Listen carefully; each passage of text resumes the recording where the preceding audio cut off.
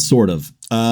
So I still own all my Canon cameras. I don't think I've ever sold a camera. I still have my XL2, which is the successor to the XL1S that shot 28 days later.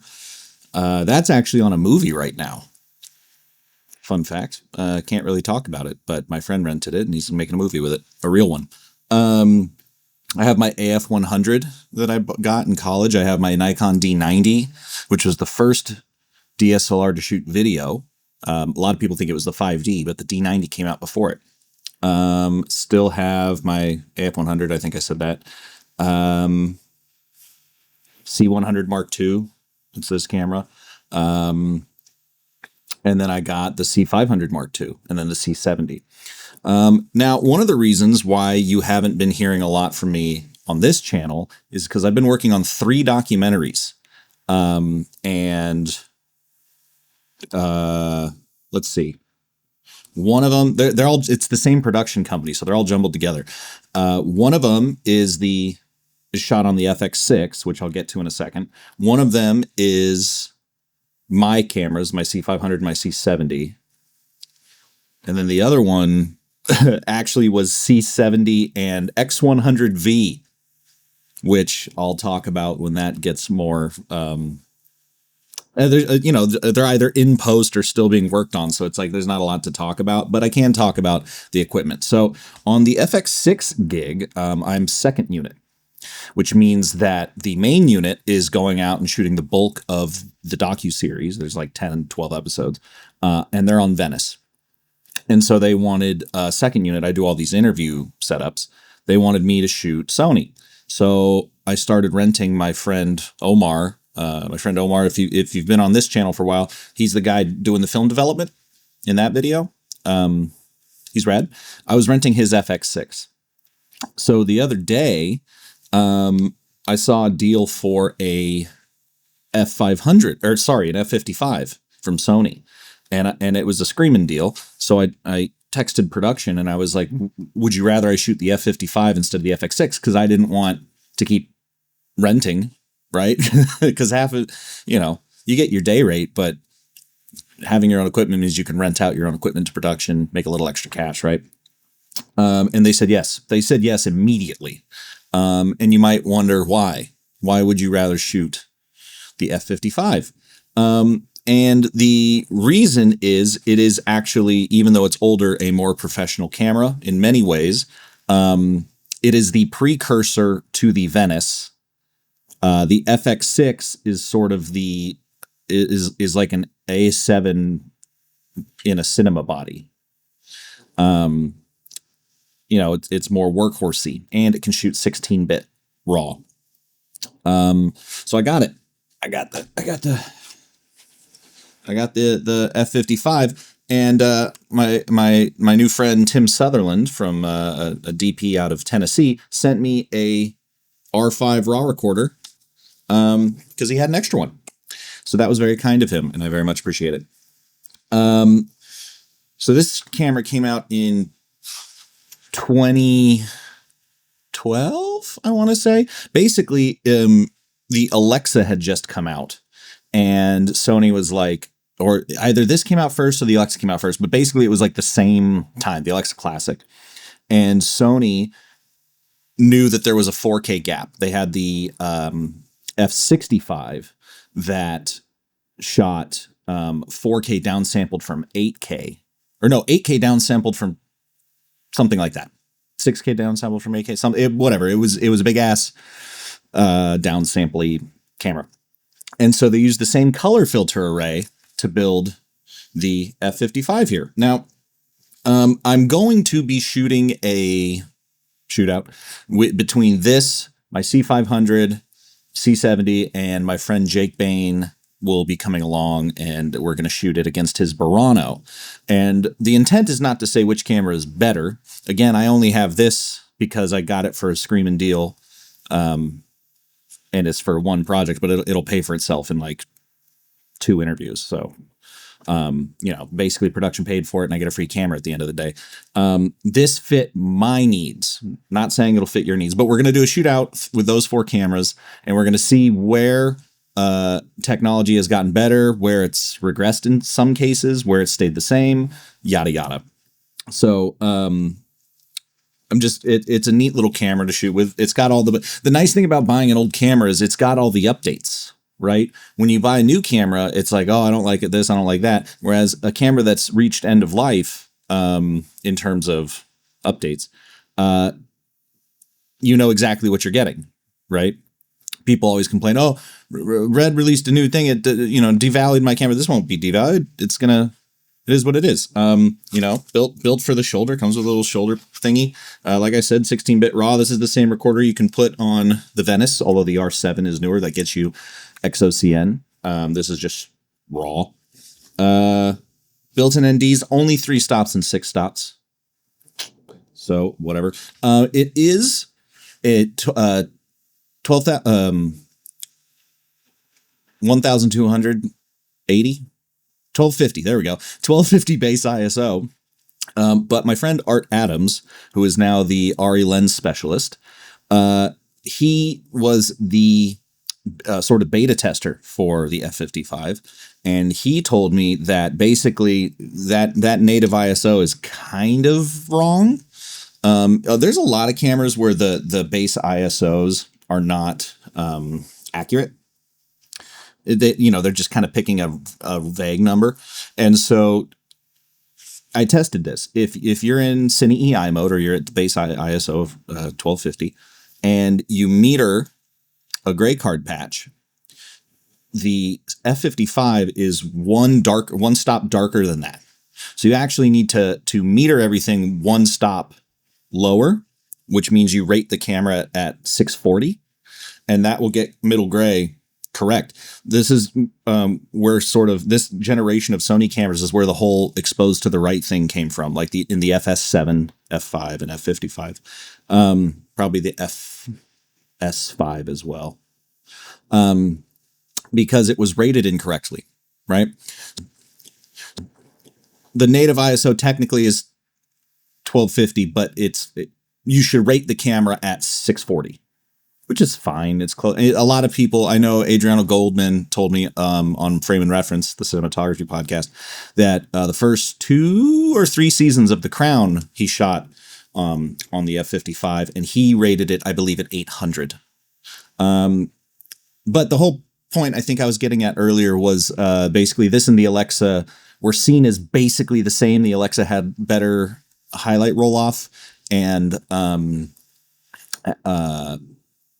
slightly more pleasing colors. The updates in the F55 kind of fixed the color problems, added S-Log3 Cine, and also added 709 LCA. And people used to think that stood for 709 low contrast Alexa. But come to find out, it stands for Art Adams, my friend who was the beta tester. Because here's what happened. He was using, we're colleagues. I call him my friend. We both write at provideocoalition.com. He went at one of the NABs, I think. He went to the Sony team and was like, hey, I've been running these tests. This is how the Alexa and film handle color saturation over a certain exposure. And your camera doesn't do that. The more bright it gets, the more saturated it gets, which is when people were like, it's very digital, right? That is a very digital thing. And they were like, ooh, we should fix that. So they did. But nowadays, color grading tools are so prevalent that sort of the Sony colors thing isn't as much of an issue. Now, this does seem to clip faster. They say 14 stops of dynamic range. A test I saw from way back in the day said 10, but that was in S-Log2. And so now it's in S-Log3, so it's probably more like 11 or 12. Now, you might say that's not very much, but you have to understand that every camera way overestimates their dynamic range. So I've written them all down. These are Cine D's empirical tests, signal noise ratio of 2, meaning that these are stops that are 100% usable, no noise. These are nice, right? These are our, as Art says, paycheck stops, right? These will work. Gravy stops are the ones it's like, you can get away with it. When Sony says that the F55 has 14 stops, I would say 2 to 3 of them are gravy stops. The paycheck stops are the ones you can use. Those tend anything over like fucking 8 paycheck stops is good. So you've got cameras like the Alexa 35 that have 15.3 stops of paycheck stops.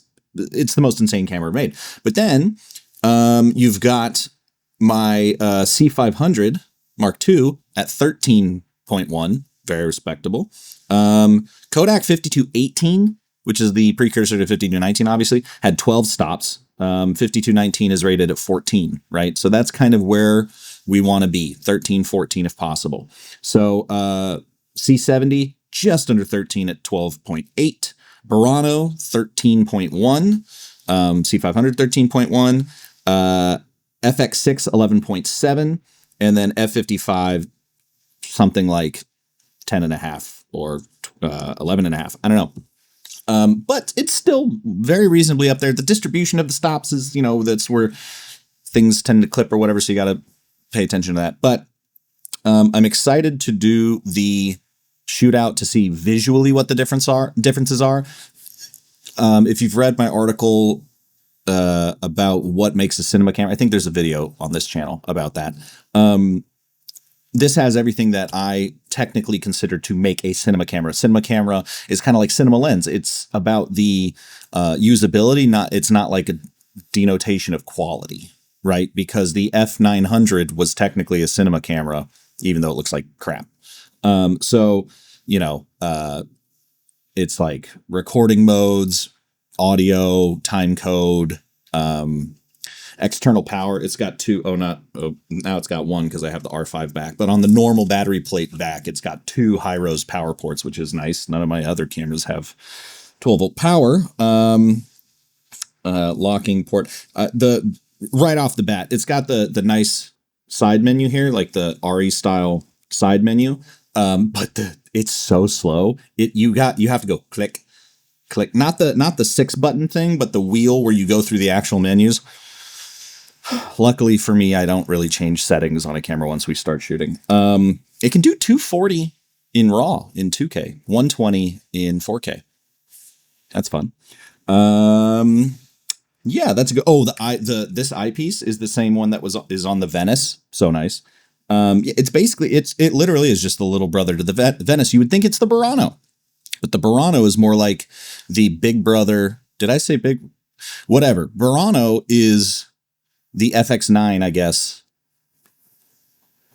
churched up. This is the Venice churched down. Something. Super 35, fine, whatever. Looks good. We know it looks good. Excited to test. What else? S/S cards are annoying, but I have, luckily, this package came with the XQD adapters, which used to go for $30. Now they're like $300 on eBay. It's stupid. I got the R5. Got to get some AXS-M cards. However, my friends at Strange will probably have those for their Venice packages, so I can probably just rent those, because a card reader for those things is like thousands of dollars. It's so dumb. I'll probably just rent those cards if I'm going to shoot RAW. Because they'll hook me up. Be friends with your rental houses. They'll hook you up when necessary.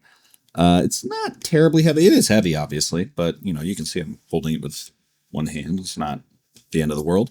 And yeah, I just wanted to give y'all an update on that, because I've seen a lot of F55 videos recently. And so I figured I'd make sure I got ahead of the wave, I suppose. I got this, I don't know, a month ago for the shoot, for the doc. If you have any questions about the F55 or want clarification or guidance, like I said, I'm friends with the guy who designed it, sort of. He didn't design it, but, advised on it. And I use it, and I think a lot of people are considering one.